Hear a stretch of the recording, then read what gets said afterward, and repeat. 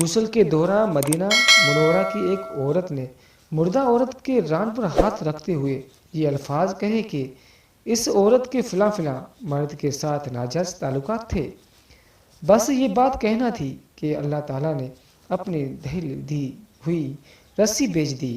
اس عورت کا انتقال مدینے کی ایک بستی میں ہوا تھا اور غسل کے دوران جو ہی غسل دینے والی عورت نے مدرجہ بالا الفاظ کہے تو اس کا ہاتھ میت کے ران کے ساتھ چپک گیا۔ چپکنے کی قوت اس قدر زیادہ تھی کہ وہ عورت اپنا ہاتھ کھینچتی تو میت ہٹتی تھی مگر ہاتھ نہیں چھوٹتا تھا۔ جنازے کا وقت قریب آ رہا تھا اور اس کا ہاتھ میت کے ساتھ چپکا تھا اور بے حد کوشش کے باوجود بھی جدا نہیں ہو رہا تھا۔ تمام عورتوں نے اس کے ہاتھ کو پکڑ کر کھینچا اور مروڑا۔ عرض جو کچھ بھی ممکن تھا وہ سب کچھ کیا مگر سب بے سود رہا۔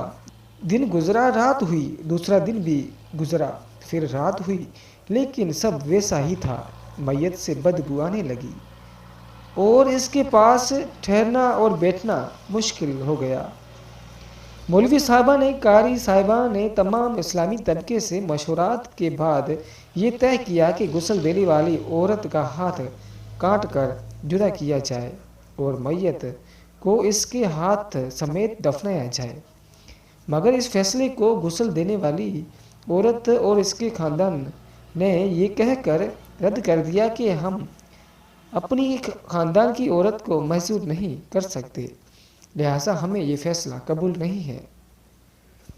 دوسری صورت یہ بتائی گئی کہ میت کے جسم کا وہ حصہ کاٹ لیا جائے اور ہاتھ کو آزاد کر کے میت کو دفنایا جائے۔ مگر اس بار میت کے خاندان نے اعتراض کیا کہ ہم اپنی میت کی توہین کرنے کے لیے راضی نہیں ہیں۔ امام ملک رحمۃ اللہ علیہ اس وقت مدینہ میں ہی تھے۔ پھر ساری بات امام ملک تک پہنچائی گئی کہ اس کیس کا فیصلہ کیا جائے۔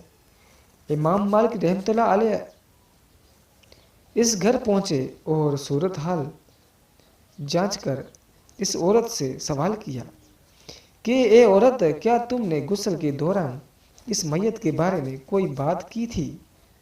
غسل دینے والی عورت نے سارا قصہ امام مالک رحمۃ اللہ علیہ کو سنا دیا اور بتایا کہ اس نے غسل کے دوران باقی عورتوں کو کہا تھا کہ اس عورت کا فلاں فلاں مرد کے ساتھ ناجائز تعلقات تھے۔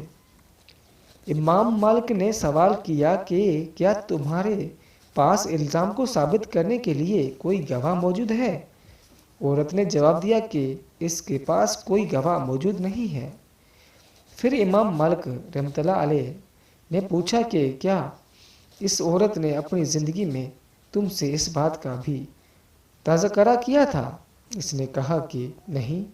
پھر امام مالک رحمۃ اللہ علیہ نے فوری حکم صدر کیا کہ اس غسل دینے والی عورت نے چونکہ میت پر تہمت لگائی ہے، لہٰذا اس عورت کو حد مقرر کر کے مطابق اسے کوڑے لگائے جائے۔ حکم کی تحمیل کی گئی اور 70 72 نہیں، 79 بھی نہیں بلکہ پورے 80 کوڑے مارنے کے بعد اس عورت کے ہاتھ میت سے الگ ہو گیا۔ مسلمانوں، تھوڑا نہیں پورا سوچیں کہ آج ہم تہمت لگاتے وقت ذرا بھی دیر نہیں لگاتے۔ یہ بھی خیال نہیں ہوتا کہ یہ کتنا بڑا گناہ ہے۔